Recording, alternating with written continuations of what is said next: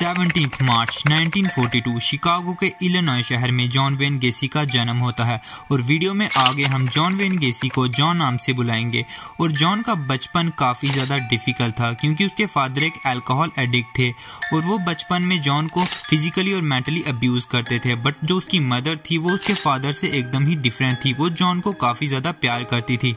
पहले से ही जॉन का बचपन काफ़ी ज़्यादा डिफ़िकल्ट था, बट उसके बाद जॉन काफ़ी सारी हेल्थ प्रॉब्लम को फेस करता है, फिर उसे हॉस्पिटल में जाना पड़ता है और उसी वजह से उसका काफ़ी सारा टाइम हॉस्पिटल की आइसोलेशन में स्पेंड होता है। पर उसी समय उसका इंटरेस्ट पॉलिटिक्स में काफ़ी ज़्यादा हो जाता है और जब उसकी उम्र 18 साल होती है तो वो डेमोक्रेट पार्टी को ज्वाइन करके पॉलिटिक्स में एंटर हो जाता है।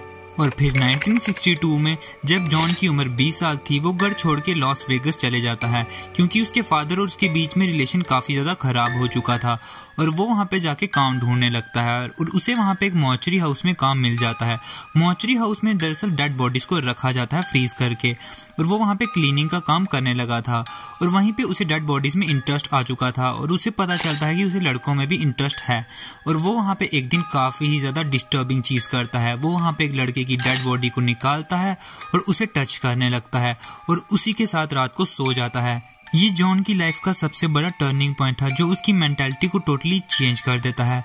बट कुछ महीने लॉस वेगस में स्पेंड करने के बाद जब उसकी मॉम को पता चलता है कि उसका बेटा एक मॉर्चरी हाउस में काम करता है तो वो काफ़ी ज़्यादा डर जाती है और वो जॉन को कॉल करती है और वापस शिकागो बुला देती है।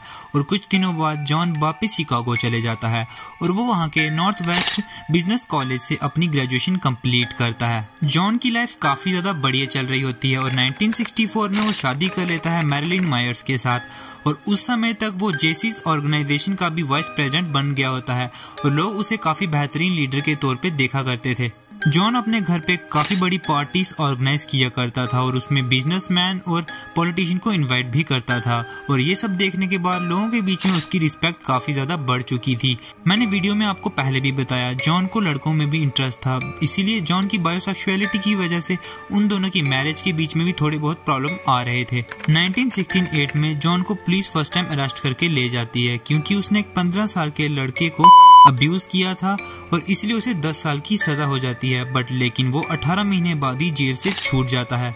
इस सब की वजह से जॉन की पर्सनल लाइफ पे काफ़ी बड़ा इम्पैक्ट आता है। फर्स्ट ऑफ ऑल जॉन का डिवोर्स हो जाता है और उसके बाद वो अपनी वाइफ और बच्चों के साथ कभी नहीं मिल पाता और इसी वजह से उसकी अब सोसाइटी में रिस्पेक्ट भी बिल्कुल ख़त्म हो जाती है। जॉन अब काफ़ी ज़्यादा फ्रस्ट्रेट रहने लग चुका था और वो एक दिन सोचता है जिस लड़के की वजह से ये सब शुरू हुआ है मैं उसे ही ख़त्म कर देता हूँ। इसलिए जॉन एक फुल प्लान बनाता है और एक हिटमैन को भी हायर करता है।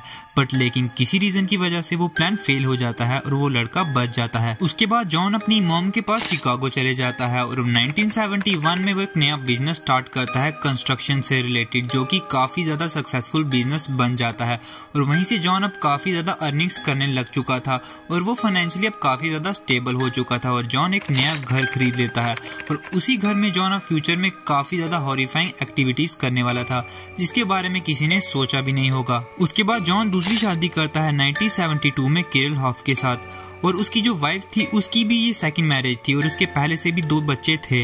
इसके बाद जॉन ने क्लाउन बन के कई सारी पार्टीज और फंक्शन अटेंड किए और वो वहाँ पे बच्चों को एंटरटेन भी करता था। बट इस सब के पीछे का मेन मोटिव कुछ और ही था जिसके बारे में किसी ने सोचा भी नहीं होगा।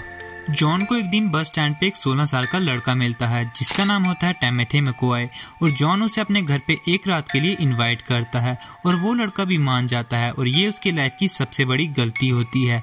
रात को तो सब नॉर्मली होता है और वो सो जाते हैं, बट लेकिन जब सुबह वो सब उठते हैं तो उसके बाद जब वो लड़का किचन में पहुंचता है तो वहाँ पे जॉन उसके ऊपर मल्टीपल टाइम चाकू से स्टैब करके उसे मार देता है और उसके बाद भी जॉन को बिल्कुल भी बुरा फील नहीं हुआ। जॉन कहता है कि मुझे काफ़ी ज़्यादा अच्छा फील हुआ था उसको मारने के बाद और उसके बाद जॉन ने उसकी बॉडी के साथ रिलेशन बनाए और जो उसकी बॉडी थी उसको अपने घर के नीचे दफना दिया। बाद में जब जॉन अरेस्ट हो गया था उसने अपने इंटरव्यूज में अपने फर्स्ट मर्डर को मारने से मना कर दिया था।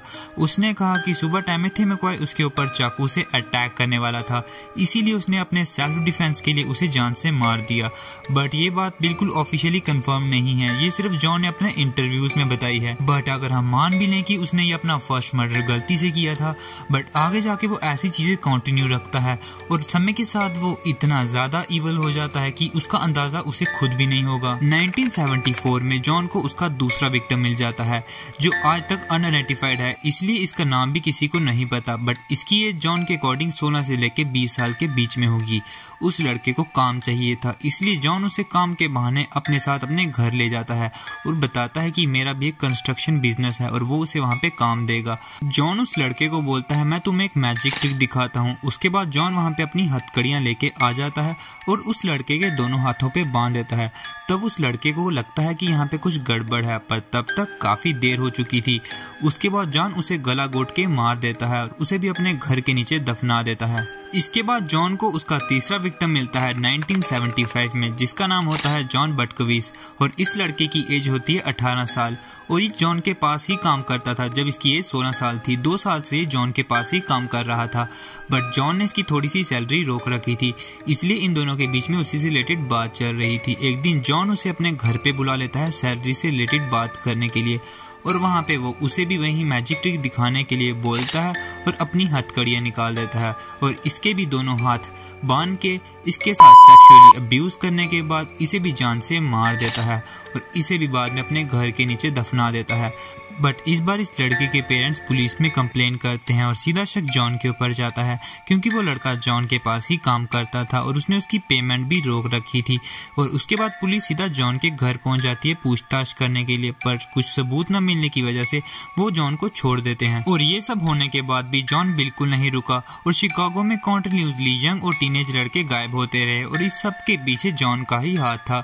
जॉन इसमें अपनी एक ट्रिक का इस्तेमाल करता था। वो रोज अपनी गाड़ी लेके बाहर निकलता था और उन लड़कों को ढूंढता था जिन्हें काम की जरूरत है और उन्हें अपने साथ अपने घर ले जाता था और बोलता था कि वो उन्हें अपनी कंस्ट्रक्शन कंपनी में काम देगा और साथ में डबल सैलरी भी देगा। अगर बाहर किसी काम के लिए 5,000 रुपए मिल रहे हैं तो उसी सेम काम के लिए जॉन उन्हें 10,000 रुपए देता था। इसीलिए वो लड़के लालच में आके जॉन के ऑफर को एक्सेप्ट कर लेते हैं और उसके बाद जॉन उन्हें अपनी बातों में बहला फुसला के अपने साथ घर ले आता है और उसके बाद उनके साथ ऐसी चीजें करता है जिसके बारे में किसी ने सोचा भी नहीं होगा।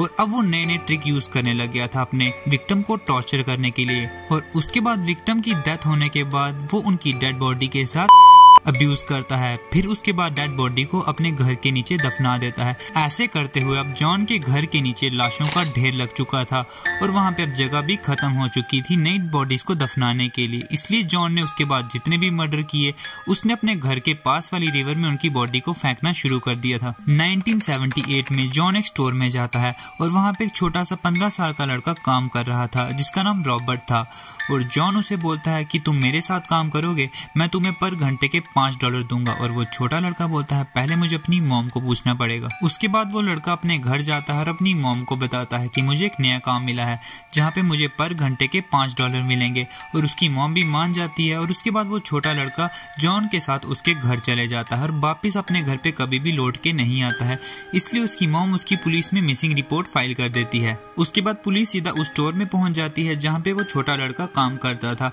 और वहाँ की सीसीटीवी फुटेज चेक करने पे उन्हें दिखता है वहाँ पे एक पर्सन होता है जो उसे अपने साथ ले जाता है, पर उसकी शक्ल तो क्लियर नहीं दिख रही थी पर उसकी बॉडी लैंग्वेज देखने में जॉन जैसे ही लग रही थी। पुलिस को जॉन के ऊपर शक हो चुका था, इसलिए पुलिस ने सीक्रेटली जॉन के ऊपर नजर रखना शुरू कर दिया था और वो उसकी सभी एक्टिविटीज को देखते थे कि वो कब कहाँ जा रहा है और क्या कर रहा है। एक दिन इन्वेस्टिगेशन के दौरान पुलिस जॉन के घर पहुंच जाती है और जॉन पुलिस को देख के काफी ज्यादा डर जाता है और पुलिस के साथ बातचीत करते वक्त जॉन काफी डरा हुआ लग रहा था और पुलिस उसके घर पे काफी सारे वेपन भी देखती है जैसे कि हथकड़ियाँ, स्टिक्स। इस सब के अलावा भी वहाँ पे काफी सारी चीजें थी जिसके बारे में हम वीडियो में बात भी नहीं कर सकते, ऐसी घटिया चीजें भी वहाँ पे पड़ी हुई थी और वहाँ पे काफी अजीब सी बदबू भी आ रही थी। बट कोई भी सबूत ना मिलने के कारण पुलिस वहाँ से चले जाती है। बट घर से जाने के बाद भी पुलिस ने कॉन्टिन्यूसली जॉन के ऊपर नजर रखी हुई थी और इसी सब से परेशान होकर 21 दिसंबर 1978 को जॉन ने मान लिया कि उसने 30 से ज्यादा लड़कों को मारा है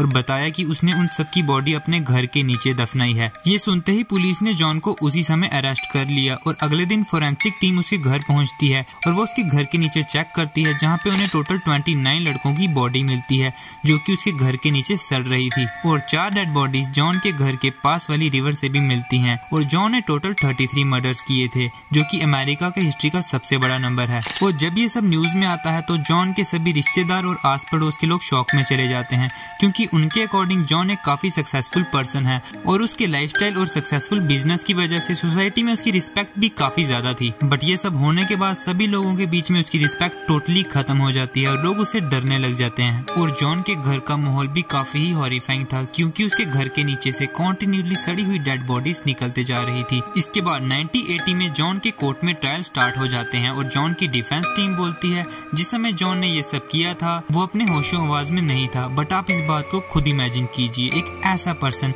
जो अपने खुद के सक्सेसफुल बिजनेस रन कर रहा है और उसकी फैमिली भी है और सोसाइटी में भी उसकी काफी ज्यादा रिस्पेक्ट है और किसी ने उससे रिलेटेड कुछ भी ऐसा गलत वगैरह नहीं सुना है। ऐसा पर्सन किसी भी तरीके से पागल हो सकता है। बट कोर्ट को भी ये सब पता था, इसलिए जॉन की किसी भी बात को नहीं माना जाता है और उसे 1980 में मौत की सजा सुना दी जाती है। और उसके बाद जॉन ने काफी सारे इंटरव्यूज दिए जहां पे उसने अपने आप को इनोसेंट बताया। मौत की सजा के पूरे 14 साल बाद फाइनली अब वो टाइम आ चुका था जब जॉन को एग्जीक्यूट करना था, 10 मई 1994।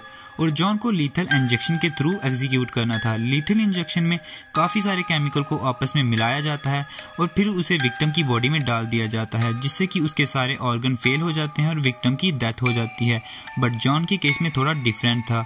डॉक्टर्स ने ऐसे केमिकल्स उसमें डाले थे जिससे कि जॉन थोड़ा तड़प के मरे। जॉन को जिस तरीके से एग्जीक्यूट किया गया था वो काफ़ी गलत था, बट जॉन ने जो चीज़ें की थी उस हिसाब से ये ठीक भी था, क्योंकि जॉन ने भी तो काफ़ी सारे इलीगल काम किए थे।